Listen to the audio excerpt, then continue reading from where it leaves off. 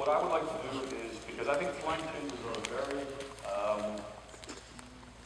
how do I want to put that? They are not something you attack without a good plan. They're a big subject. Let's think about the things that make or break sometimes a horse's future. Okay? Some horses just don't do a flying change clean, or they have trouble with it. Their careers peak out at that level. There are some of those horses. It's a little bit strange because a flying change is a thing of nature. But for some horses, they just don't do a change. That's very few, by the way. So if you run into that problem, don't think, oh shit, this is one of mine, it's not going to ever do it. No. That's not at all what I'm saying. It's normal in the beginning when you're teaching to have some issues, problems, whatever. But in the end, it can be after 2 years, you just say, you know what, he's just not going to get it. But I do have a positive story there. I'm not going to label the breed, but I have a student of mine, very professional rider, very skilled. She came to me and she said, I've been working on this for 3 months, Scott, to try to get the flying change on this horse. All the preparation looked great. I said, yeah, let's take a look. We go after it. I tried this, I tried that, tried to get this response, that response. I made no progress. Really no progress. She came back 2 more times. No progress. We could not figure out that time. And I said, you know what? Keep him home. Don't pay me for lessons. I really can't help you right now. I don't have what's missing. There's not really something missing. It's in his mind right now. So don't pay me for the time he needs for his mind. Just go home, take your time, and don't force it. Figure it out. And, in 3 months, if it's not happening, call me again. Let's see where we are now mentally. And I saw her at a horse show. There's a lot of people I help in the area, but they're not my regular students. They're professionals. They come in for guidance once in a while. I saw her at a horse show, and he got scared. He was in counter canter. He got scared. Somebody came up to take the wraps off somebody else's horse. He got scared, leaped to the left clean. Flying change. And I yelled, I'm not going to give her name, but I yelled, hey, there was a change. There's hope. He did.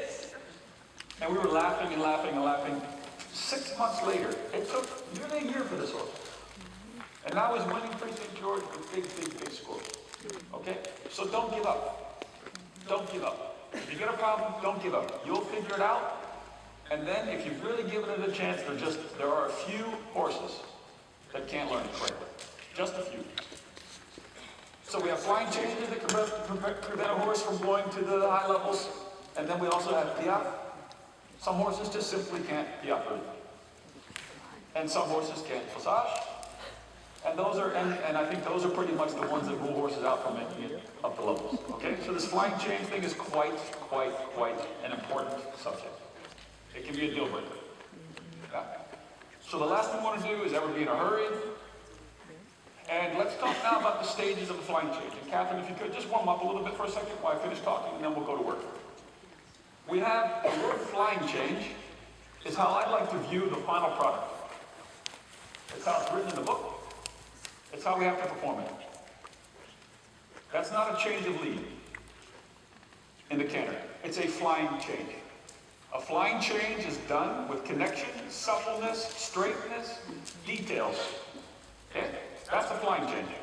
So when somebody comes to me for a lesson and they have a very schooled horse and they ride this little gimpy change of lead in the canter and they're very happy, I go, what was that? Yeah? That was a change of lead in the canter. That didn't fly at all. Yeah? Then we also have teaching. The change of lead comes before the flying change. The change of lead, let's view it that way. Okay? This is a nature thing. So the one thing we don't want to do that I recommend is that you ride your horse for 3 straight years and locking in counter canter to say, you stay on this lead for 3 freaking years. Hallelujah. And then suddenly you decide that somebody said to you, you know what, he can go 3rd level. What are you holding back for? Oh, really? You think my horse can go 3rd level? Well, tomorrow I try the flying change. Your horse is going to think you came from a different planet. So my viewpoint is, if you're on a schedule, you teach a horse the concept of counter canter. When the concept of counter canter is schooled, you start teaching flying changes. Don't ride counter canter for 3 years. Please. When you have the age for counter canter and it's good, it's time to teach flying change. if the other skill sets are there. Secondly, with young horses, I often with 4-year-olds will just play with them across the diagonal and see what their natural response is. That they learn this is not some scary thing later. I'm playing with you across the diagonal like a jumper. And change. And have fun with it. So I actually would like to teach a change of lead sometimes on a 4-year-old. I agree, Scott. I think too many people confirm the counter so much that the horse then thinks the flying change is not possible. Yeah. So, Kathryn, because you're already schooling this horse, and by the way, I want to make the comment in a nice way. I like your work when I'm talking and watching you a little bit. Yeah? I now just want to be quiet, and I want you to relax. It's just you and me, nobody here. Yeah? And you just prepare your horse, and when you have a feeling you like, you know your approach that he knows. The last thing I want to do is disrupt what's already happening for you guys, okay? That would not be fair to you two. You're free to do whatever you do to prepare, wherever you want to put it, whenever the feeling you have you like for the change. That is the most important thing. Not when I say it, when the horse and rider are ready for it.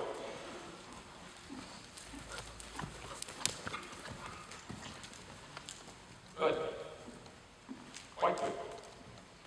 I like the definition of this work right now.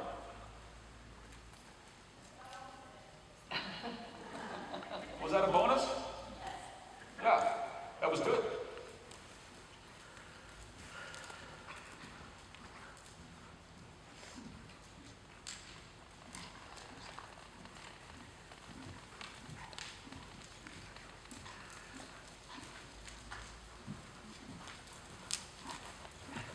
Doing great.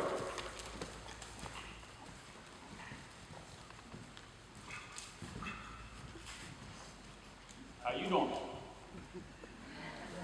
Kathryn, how you doing? I can go home. I mean, that was good. Shit, that was nice. One reason why I say don't start until you see something to work with, because I might have screwed that up. You go, girl. Keep going.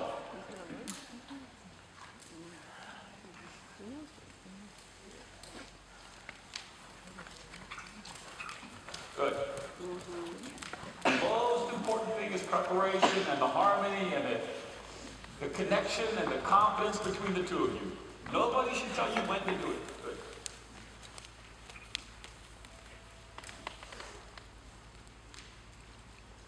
It's a little labored. Thank you. Good. A little strung out. Good. Okay, let him walk a minute.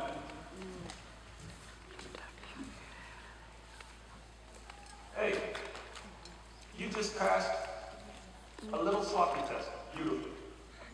When I say that to some people, they don't even think about the quality of the walk position. They canter and have a party and just drop the horse to the walk.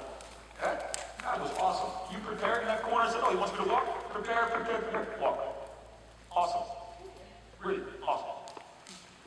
So, for him learning changes, and you had late changes, you're not late now. Yeah? You have made a step forward. Fantastic. Really fantastic. And I think you have control right now of your horse. Quite good. What I'm seeing right now is just on the right lead canter, he gets a little slower in his canter jump than on the left lead canter. Okay? And that's probably why he swings more that side. It's because he's just not quite as active and through on that side. Yeah? So he's leaving a more labored canter and trying to get the energy to jump through to the other side. And so he finds a way around that a little bit. Yeah? So if you try to have the right lead just a little bit, I'm talking about a tweak now. Not a fix, a tweak. A little more active, yeah, and don't let him get a little strung out. Secondly now you're in shape for saying to yourself, what might have been in the past that you've tried may not be a problem anymore. You've gone a step up that staircase. Yes? So I'm just questioning now, have you tried to ride the changes right against the track? We've been working on the borderline, trying to keep them straight, going into mirrors. Yeah. Do you think he wants to be crooked? But does he want to be crooked? Is he trying to evade you in any way? Yeah. I don't think he's trying to evade you in any way either. Guess what? The wall is a nice place to help him stay straight. Yeah, why kick him with your leg? Why overwork? Let the wall help him learn the physical sensation of being straight about that change. Yeah. So the one from right to left, yeah, I'll run against the wall. Yeah. Can we try? That might not be as good. It tends to make him more often late. Yeah. Because now he has to, what's he have to learn now? He has to learn now how to come through straight. He understands now how to jump the change. Yes? Yep. So I don't expect him to be quite as good because he has to learn that sensation now to be totally straight.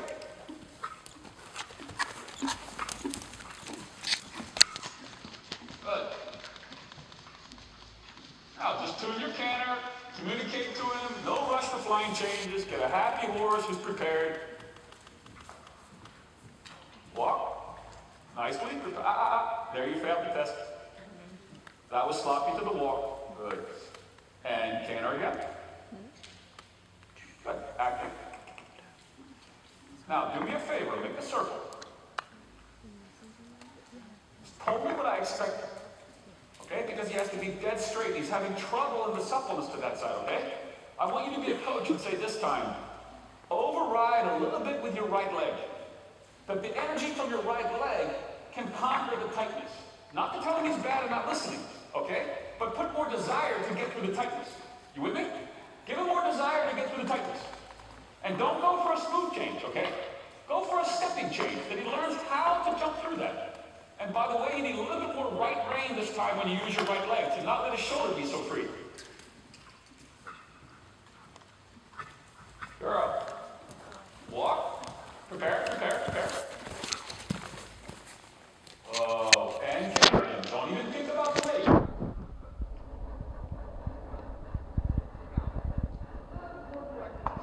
Explore a little bit. Active. Quicker, Ken. Get him off the right leg, boy. Come. So, now relax, don't change. Canter on. He's too slow for me to your right leg right here. Good. He's too boring on your right leg. Good. Don't attack him. Alert him. Hey, come. Don't alert him with your right leg. Yeah. If you need too much right leg right here, then you don't have any communication for the change. You've already used a large percentage of your communication working with your right leg. Good. Now ride him very straight, connect. Alert him. Collect more. Active. Quick. Then the change. Good. That was close. That was really close. Good. Stay in counter. Collect him a little bit. And when you're ready, walk. Right lead canter. Stay with me for a second. We'll take a walk break in a moment. Really collect it. And when you're ready, I want you to walk. And immediately left lead canter. Left hand. Too much bend left, not enough control of your right rein. That's the issue in your change. Good. Next long side. 2 simple changes to the walk. Really quick. You don't get no fighting with anything, right? All good. Now, take one counter, quick. That was too slow. And collect it. And walk. Good boy. Relax. And canter. Cut. Too slow. Good girl. Oh. Good. One more long side like this. Good. Collect him, walk, canter. Quick, simple changes. And canter. Strung out. Good. Collect him. Walk. Left canter. That was my favorite one right there. Yeah. Now collect him to the walk and then take a break. Mental break. Oh, good. Tight end. Mental break. Wonderful. Let him relax. We're going to pick him up again in a second, okay? So, now it shows me a little bit when I challenge you for quicker, simple changes and his mind gets a little bit fired up. Now I see the quickness. Yeah? Him and you. Yeah? You turn left. Okay? When you go from canter right, and I'm having you go quicker than you're comfortable, canter right, walk, canter left, here's your body language. Yeah? he's overbending left, you don't have control over closing the right shoulder. Yeah? So, for me, what I like to do with riders is let them get comfortable and then start to put the challenge in quicker than they're comfortable, and then you start to find some weaknesses. Yeah? And guess what? We all have weaknesses. Hello? It's easy for me to stand here and say all this, but if I was riding, I would also show up. Something like this. But what it brings out is that when horses are late behind in a change, do we always think the hind leg is always the culprit? It's the leg that's obvious. But guess what? Sometimes people aren't riding the shoulders correctly, which makes the hind leg slower. This horse runs through the right shoulder. Okay? Because you duck left. When you duck left, you're freeing that right shoulder. It has no control. Yeah? So think about it. Here's right lead canter, and his weaker change is the left one, right? So here's right lead canter. He has to land, right? And free this one and lift this side. So this shoulder goes, and then this is late. You have to think much more about closing the right shoulder, yeah, to get to the left hind leg. He's crooked. Again, most dressage comes to diagonals. Your vet will tell you that. The books tell us that. Most dressage are diagonals. Okay, so pick it up again. And I want you to just ride some nice, quick, simple changes that are straight and in control. Because this is going to help the suppleness, which is your culprit. Okay? For the straight flying changes now. Not a change of lead anymore now. A flying change. Well prepared. Good job. Kathryn. Good night. And remember, for him to do a clean flying change, the worst thing is for him to be lazy to your right leg.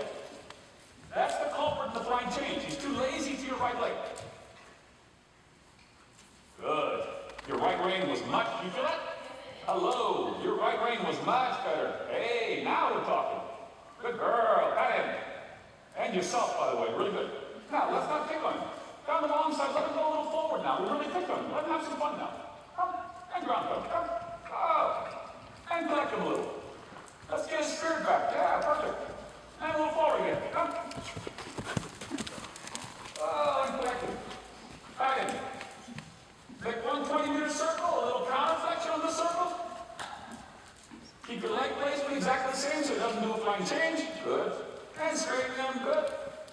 On the next long side, 2 quick, simple changes again.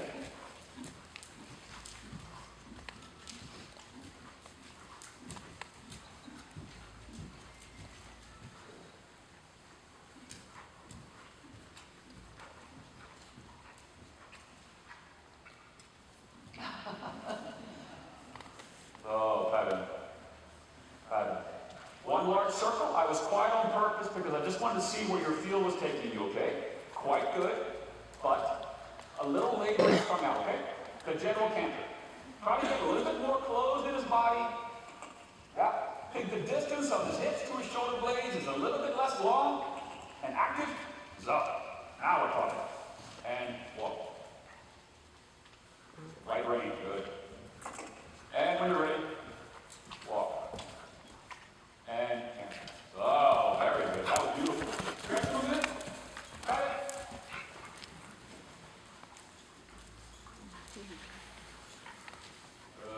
Rhythm, not running, rhythm, there. Great. And I'm saying this for all of us. One of the hardest things on horses is to chase them onto their front legs. Okay, to chase them onto the forehand. You talk about discomfort in the joints? Go for it. Go ahead and chase them to jamming front legs over the ground. Oh, your head. Good. Trot again. I just want to show that. Trot again. Yeah, stretchy trot. Please don't rush your horses in stretching work. Always go for light footfalls. Janet mentioned that yesterday, that Charles will come to use that now, and I love it. I'm going to use that. A snowflake hitting the ground. Every movement a horse does should be cat-like and soft, touching the ground.